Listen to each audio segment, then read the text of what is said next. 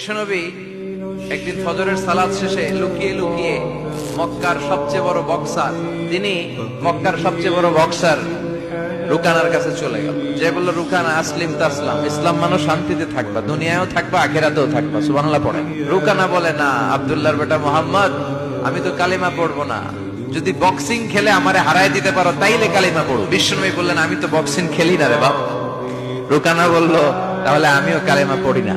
বিশ্বনবী রাজি হলেন। অবশেষে ভাবলেন, আমি বক্সিং খেললে একজন যদি জাহান্নাম থেকে জান্নাতি হয়, বক্সিং খেললে সমস্যা করি। বিশ্বনবী রাজি হলেন। এবার বক্সিং খেলার পালা। রুকানা হাফ প্যান্ট পরে গায়ের মধ্যে জাইতুনের তেল মেখে এভাবে লাফাচ্ছে। আপনারা রেসলিং খেলা দেখছেন? তেল মেখে পজিশন নেয় মারার জন্য প্রতিপক্ষ থেকে। তো বিশ্বনবী তার পজিশন নেয় না, বিশ্বনবী দাঁড়িয়ে আছে। রুকানা বলল, মোহাম্মদ, আমি লাফাচ্ছি, তুমি লাফাও না কেন?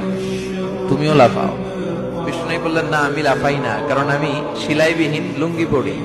সেলাই ছাড়া লুঙ্গি পরে যদি কেউ লাফায়, বাতাসে সতর খুলে যাওয়ার সম্ভাবনা আছে না নাই?